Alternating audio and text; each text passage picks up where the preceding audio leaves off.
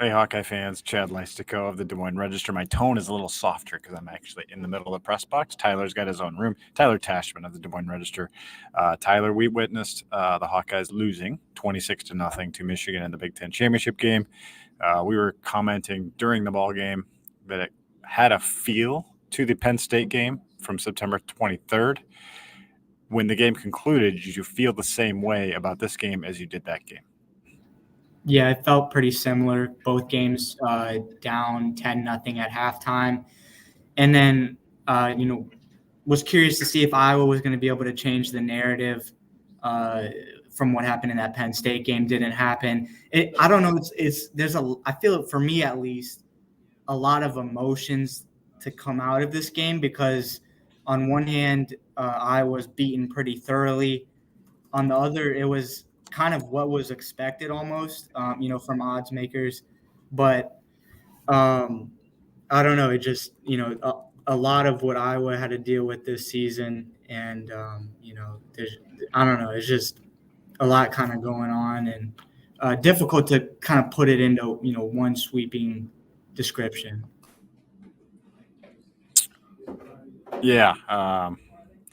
The defense. Let's start with, I don't know, where do you want to start? There's not a lot to really get excited about in this game, but the defense played well. The offense did not, and there was a replay controversy. So to me, it was a fitting game for this whole season. Let's start with the defense, because let's start with a little bit of positive, then we can get into the cruddy stuff.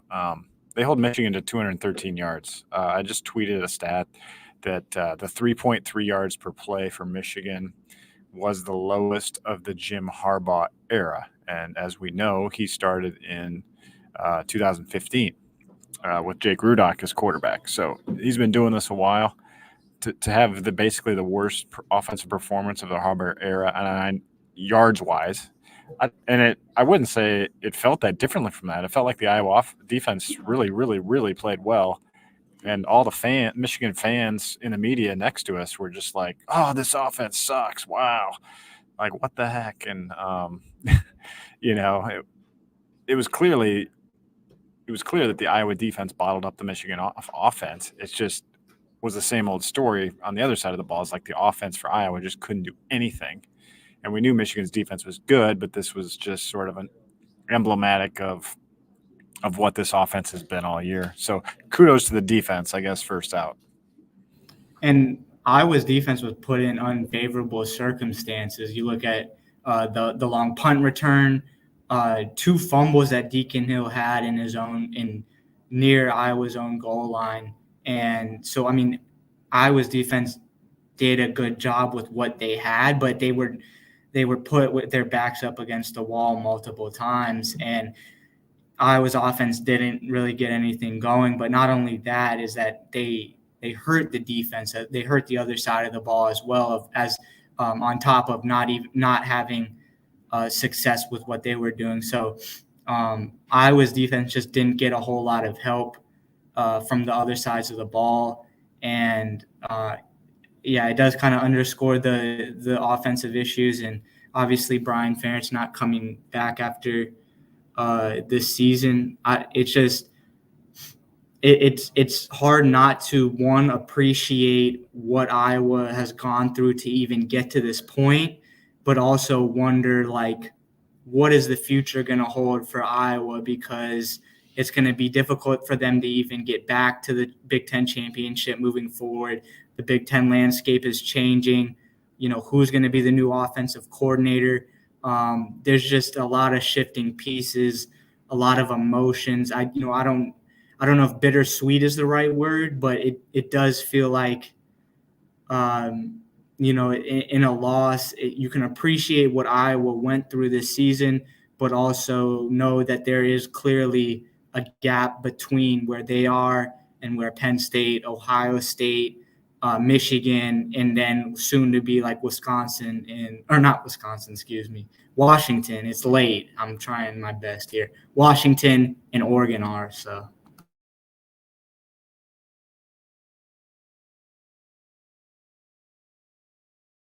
You're still muted.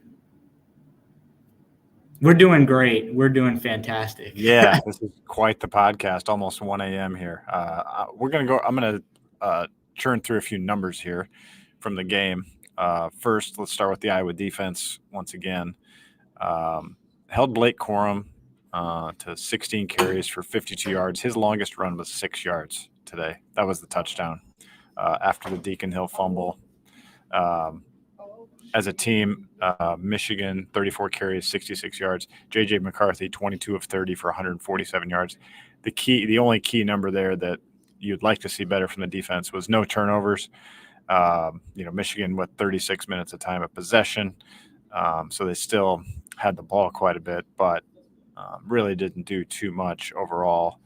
And then on the flip side, Deacon Hill, 18 of 32 for 120 yards. I mean, that's a lot of dropbacks for not many yards.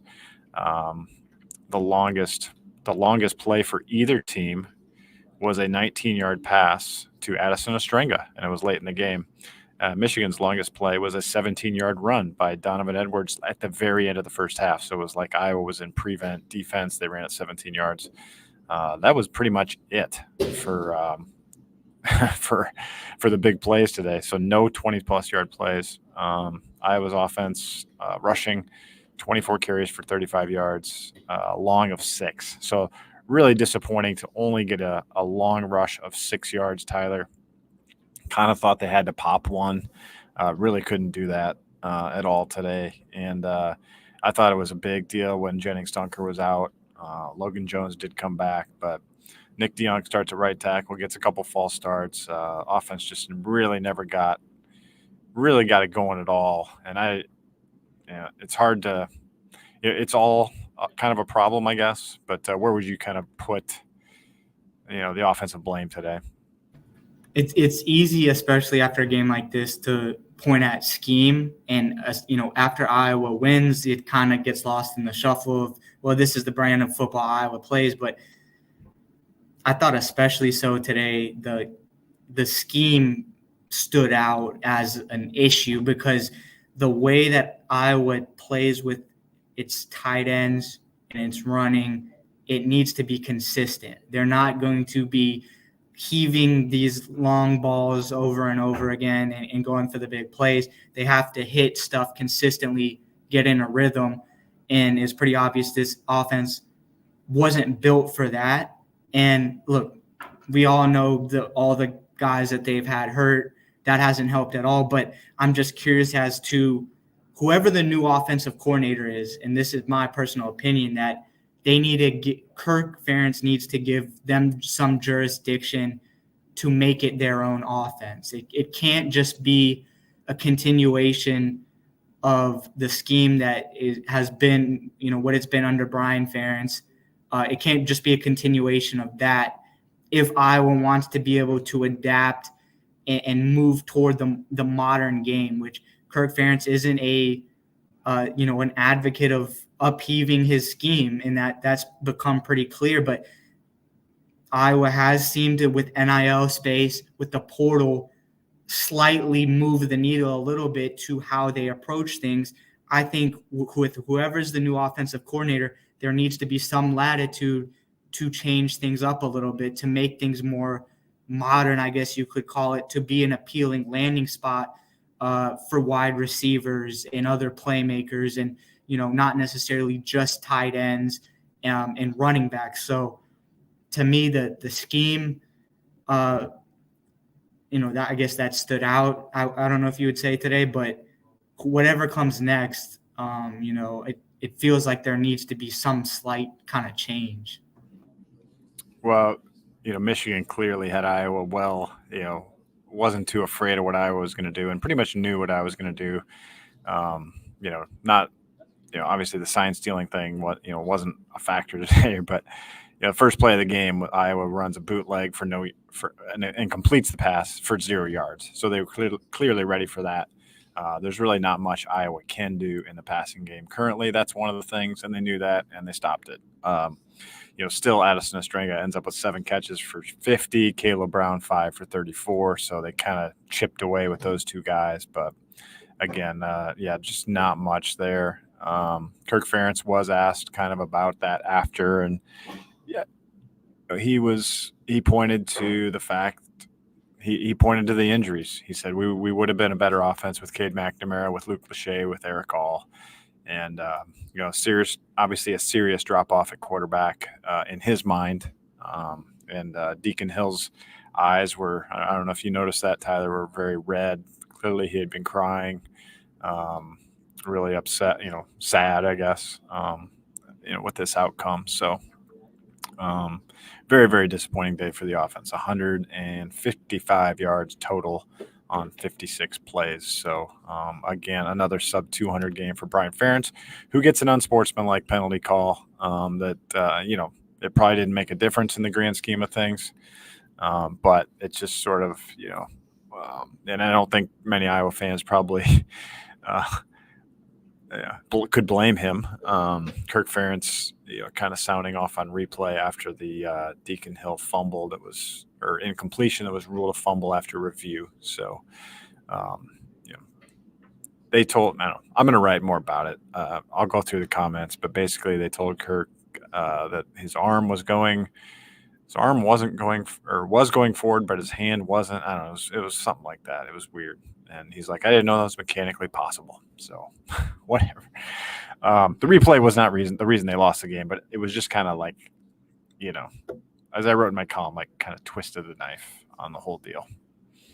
And the mistakes that Iowa made, like they needed to play a near perfect game, and the mistakes that they made weren't going to get it done in a game like this and against the opponent like Michigan. The 2 fumbles from Deacon Hill, Jazz Patterson with the fumble as well, and then going into the game, it felt like they needed to have some type of home run plays from running or passing. Didn't have that. I don't know. It's like this is the outcome that was kind of expected, but does that like lessen the blow at all? Iowa didn't get totally embarrassed, but it also never really had a chance. Like it's, you can look at it, I guess, in a variety of ways, but the one thing I say is, Iowa, you don't know when they're going to get back here, if they ever will get back here, because with the conference going away with divisions, top 2 teams in the entire Big Ten,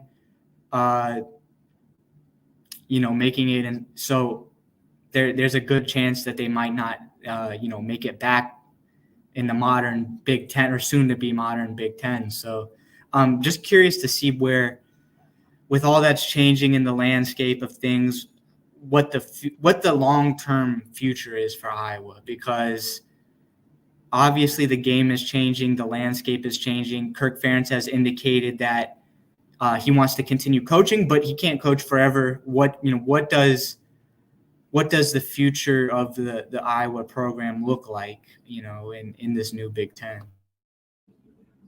Yeah, that's for a different time. Let's get to some 3-word headlines.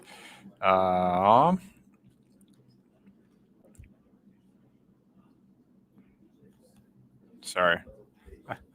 I lost my spot right when I was ready to start them. I guess my YouTube tweet didn't go through, so sorry about that, everyone. All right, 3-word headlines. Depot 13. Harbaugh is still weird. Okay, I didn't see what was on TV, but doesn't surprise me. Iowa punt returner, absolutely no offense. Courtney Ralph says, missed Coop today. Yeah, let's talk about that. We didn't really mention the punt return. 87-yard punt return very early in the game for Michigan. Wouldn't have happened if Cooper DeJean was down there. He would have made the tackle.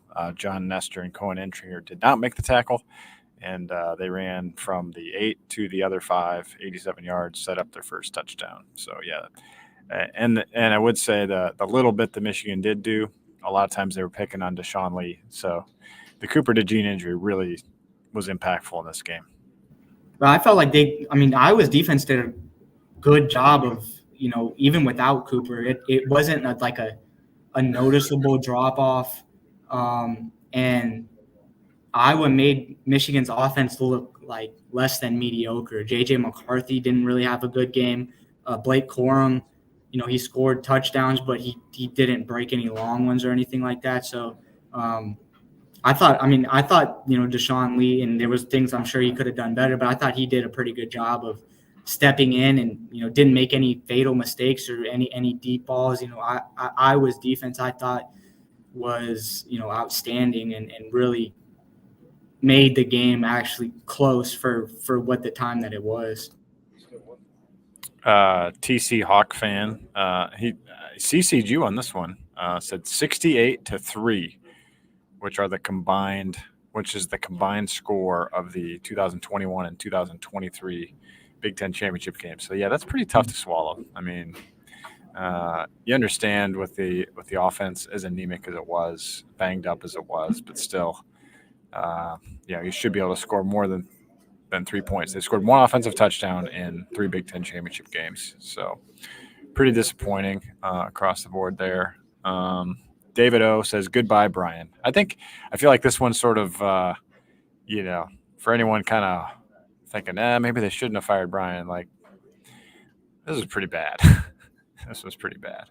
And it was expected. I mean, it wasn't all his fault, but it was pretty bad. I didn't really like the play calls. It was 10-0. Their 2nd and 2 from the Michigan 30 after the Ethan Hurkett sack and short punt. And then it goes incomplete and then dump off pass that gets fumbled by Jazz Patterson. So one of 3 turnovers. They needed to get points there. Could have cut it to at least 10-3. Didn't. Noah Cornelius says, bring on Bowl. Interesting point there. Sebastian Castro told me that he doesn't expect any opt-outs, and Logan Lee kind of said the same thing. So this team is looking forward to playing one more game together. And Castro also asked about his future because he can return next season potentially, or he could move on to the next level.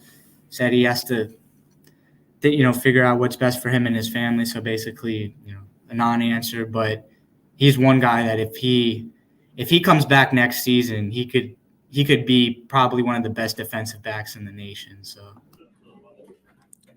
Yeah, that would be amazing if he came back for this Iowa team for sure. Short Caveman says wasn't a fumble. So is that the next T-shirt? It wasn't a fair catch. It wasn't a fumble. Obviously, it didn't make the difference in the game, but it did piss off Ferentz, both Ferentzes, as you saw. One more. Jacob Mint, what we deserved. I mean, it was basically the story of the season today. Defense was great, but wasn't what they deserved either. Yeah, and that's when you were talking about the play calling, and I don't want to pile on Brian Ferentz or anything, but that goes to the idea of the scheme of if you're relying on screens to be your explosive plays, that's not, I wouldn't say sustainable, but it's just you got to get a little bit more creative than that. And even it felt like Penn State game where they were just that first drive, and I think Eric all fumbled. I don't know if it was on a screen or not, but it just feels like you can play more conservative but still open it up a little bit. There's a balance, I think, that can be struck. And I don't know. I don't know if you have any other thoughts on that, but no, I wish they would have taken some deep shots. I don't know. Maybe some were called and they didn't take them, but I definitely wanted to see them try to go deep, even if it was a contested catch. I wanted to see it. Seth Anderson, Caleb Brown, somebody. They didn't throw one deep shot. Not that I remember anyway. I was writing a lot in the second half, but did you remember a deep shot, Tyler? Maybe I missed one. Nothing too. I mean, no home run ball. Yeah. There was one, I guess, a little deeper to Vines that he dropped. It was maybe a tough catch, but I mean, I think it hit him in the hands. Probably should have come down with it, but. Yeah. One more 3-word headline. Jason Price says, "Fire Brian again." So there you go. Kind of a funny one, am I not? Yeah. But this is Iowa's first loss since that news dropped, which is actually kind of good point. Crazy to think of. It feels like and I'm not going to say that everyone handled it perfectly, but it feels like with all the drama that went into that, in the immediate aftermath of it, that it was handled pretty well. Iowa still got to the Big Ten championship and didn't lose until Michigan. So. Yeah, definitely. And he did wear Hawkeye stuff today. Brian did. So people can calm down about that, I guess. But anyway, we got to wrap up. We got more work to do. You guys probably don't want to hear about the loss anymore anyway. So you got any final thoughts, Tyler? Should we get back to work? Nah, just it was a, I guess, cool atmosphere. A lot, definitely heavy Michigan, but yeah.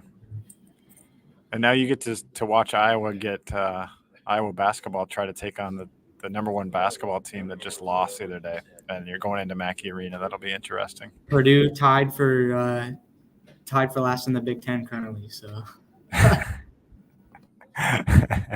Well, enjoy your trip to Mackey.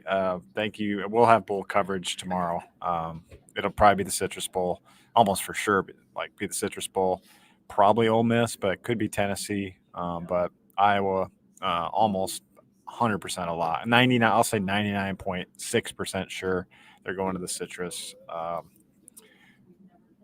against somebody in the SEC on January 1st. So we'll see you then. And for Tyler Tachman, this is Chad Leistikow saying so long. Thanks for joining us all season. We'll be with you all week again, covering the Hawkeyes. So take care.